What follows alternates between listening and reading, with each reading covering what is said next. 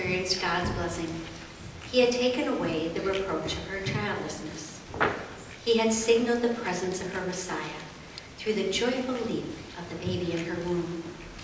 In response, she pronounced a blessing that would extend beyond Mary, who stood before her. It would encompass the nation of Israel and eventually the whole world. My husband Zacharias and I met one day when we were young. We fell in love. I was the daughter of a priest, and he was a priest also. So our family and friends considered ours to be an excellent match. But more important than that, we knew in our hearts that we were right for each other. So we exchanged our vows and embarked on life together. We built our life on one thing: loving Him, serving God, and obeying His commandments. But we stood quite alone in our way of life in our village and the surrounding areas. Few people were interested in devoting themselves to God. They felt it too burdensome to follow the laws handed down from Moses.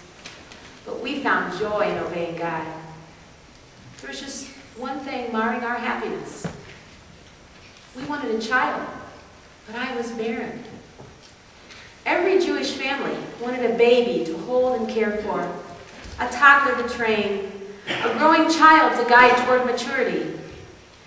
Every Jewish family wanted a child who would blossom into full independence and become a stabilizing force for the family and a hope for the future. But beyond all that, there was the underlying hope that maybe, just maybe, the promised Messiah would be born into that family. My youth passed quickly, and still no baby. What had been a dark cloud over my life now became a heavy sorrow. I never spoke about it to my friends, and they never said anything either, but I know they pitied me. I would often lay awake at night, thinking about Rachel, and imagining her saying to Jacob, "Give me children or else I die." I cried often for her. I would often think of Hannah, grieving because she had no children. In my imagination, I could see her stricken face as Peninnah, her husband's other wife, ridiculed her. God answered Hannah's prayer and gave her a son. Why had He answered mine? I tried so hard. I prayed so fervently, so intensely for so many years. Again and again I asked Him why. I had tried to do what He asked of me. Hadn't it been said that if we obeyed Him, He would give us children? Hadn't God promised that our people will be blessed among all peoples, and that there would be neither a male or female barren among us? Didn't He care? Or was there something wrong with me? Well, the years passed and hope faded and was finally gone. The baby that we had wanted so badly, we never spoke about anymore. But I continued to express my pain in my prayers, and I determined that I would not be bitter and would continue to serve God faithfully. One day, Zacharias was offering incense in the holy place to the Lord when he was startled by the appearance of the angel Gabriel. But what was even more astonishing was the news Gabriel brought. I was to have a son, whom we were to call John. He would be great in the sight of the Lord, and many would rejoice at his birth. He would prepare the way for the coming Messiah, and he would bring many of our people back to God. I can only imagine the awe and excitement Zacharias felt when Gabriel broke the news to him. Yet, when he came home, he couldn't tell me about it. He was literally speechless.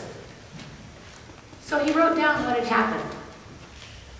I didn't believe what the angels told me, he wrote. So this is my punishment. Zacharias was so ashamed. Nevertheless, I still loved him, and he loved me. As a result of that love, I conceived. But I had no one to talk to. Who would have believed me if I had told him what the angel had said, that I was to bear a special son? Who would have believed me that at my advanced age I was pregnant? No one. My neighbors all knew I was barren. I couldn't face them for at least 5 months, until my pregnancy was obvious, until I could show them that my reproach was gone. Like Zacharias, I stood silent and alone.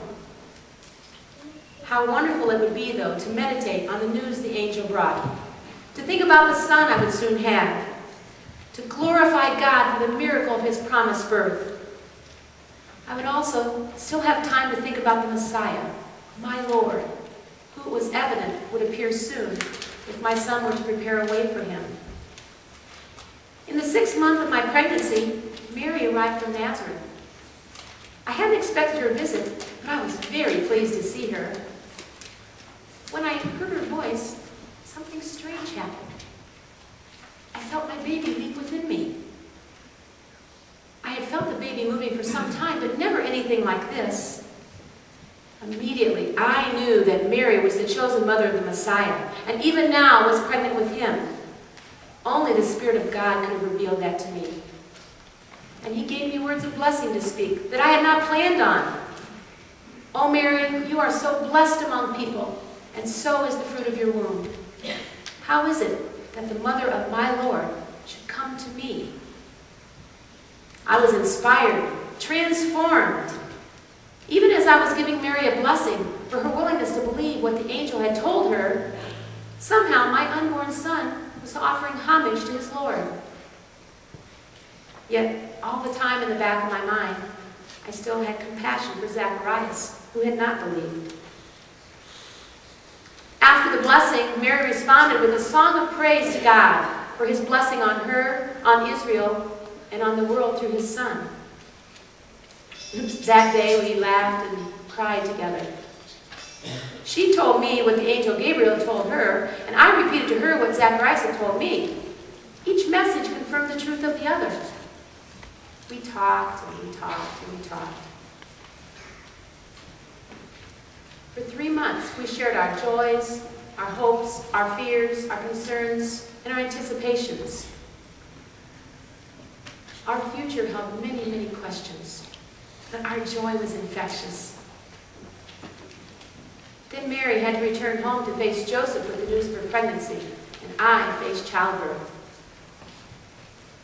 I can still remember how I felt after Mary left. I was so happy. I loved my husband, I loved my baby, and I loved Mary. She and I were so greatly blessed to be the voice of the Christmas story.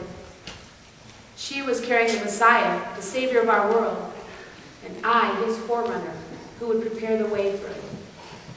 I was truly blessed.